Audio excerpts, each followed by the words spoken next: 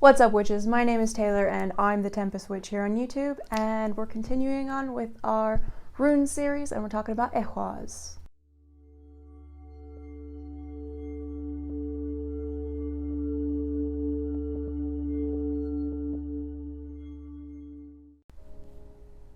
Oh shit, the owl is yelling at me. I gotta do my Duolingo.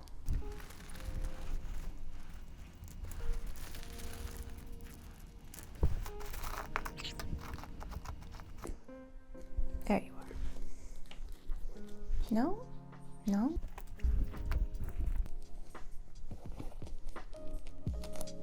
Really? It's the last rune in the bag. A++. Rude. Anyways, we're talking about Ehwaz today. Ehwaz is the rune of trust, and it also means horse. So it's the representation of a harmonious relationship, one that's built on constantly evolving trust.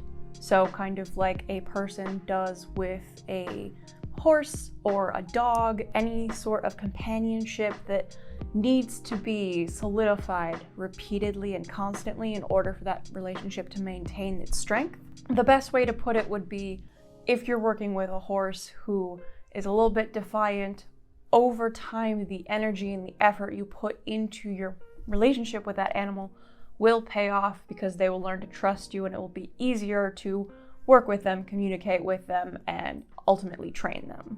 So just think of that. It's a power dynamic of back and forth, but there needs to be trust on both sides for things to work properly.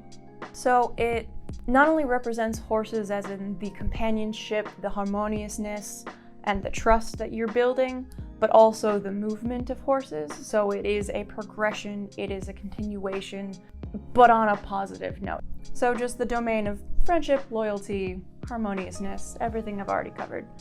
Merkstav, however, is disharmony. There is either deceit, deception, some sort of power dynamic that is not at all balanced. If you're doing a rune reading and Ehwaz comes up Merkstav, it's probably because somebody's power dynamic is off. There is distrust and deceit somewhere, and there needs to be a reconciliation to get back on the same page. Another reason that Ehwaz could be Merkstav is the idea that maybe you feel trapped in a situation, whether it's a partnership, a relationship, a friendship, an occupation, what have you, anywhere that you feel that you are stifled or that the power dynamic is very heavily skewed. So you need to raise your transformative energy to move away from that situation that's got you feeling trapped. And that's really important. That's what a big sign of this would be if it is Merkstav, that you need to move somewhere.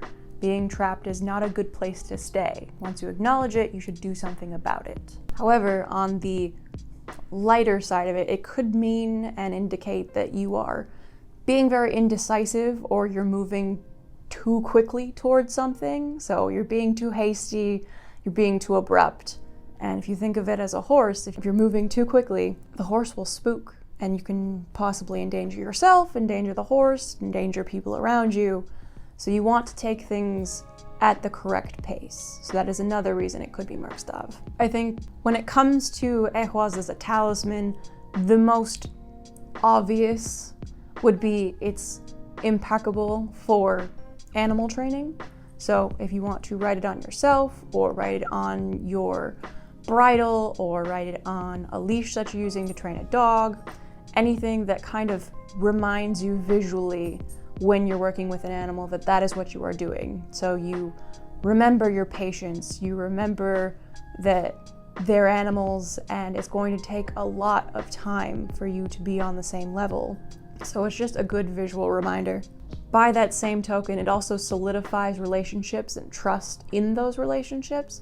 So in case you're on a little bit of a rocky ground with somebody, it's a really good way to, again, visually remind you that you have to go at the other person or creature's pace.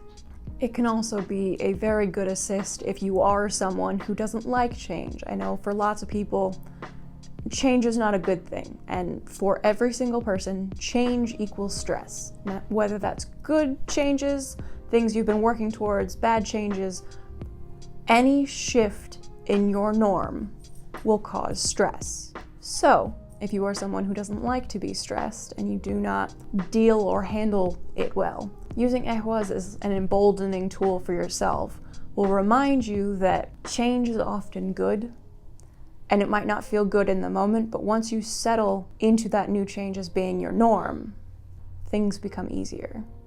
It's the same thing with training an animal. You've been working on the same training for a while, you've been working on the same tricks or routines or commands. Eventually it pays off. Right, puppy? Like that. It's taken a long time for Thor to listen to me. It has taken a lot of energy and a lot of time, a lot of patience. And it's not perfect. He doesn't listen every time, but he's better. So if you are willing to put in the time and the effort into your familial relationships, your animal relationships, your romantic relationships, any sort of platonic relationships, it will be worth it in the end. And if you're changing the dynamic of you and another creature, whether that's a human or an animal, the benefit will be worth it if you are willing to put in the time and the effort.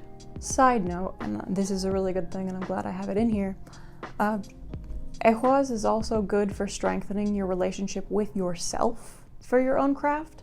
So if you are the type of person who's not very solid in your own identity, Ehwaz can help to solidify that for you and get you to understand that you know what you should do. You know yourself better than anyone else, and you alone get to decide where your path is going and who you are. Just something to keep in mind.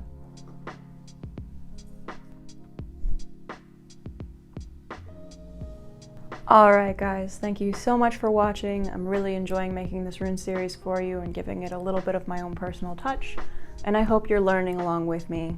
Ehwaz is a very valuable tool, especially if you have animals that you are working with, so I hope that you'll try using it in your own practice, whether you're a Norse pagan or not.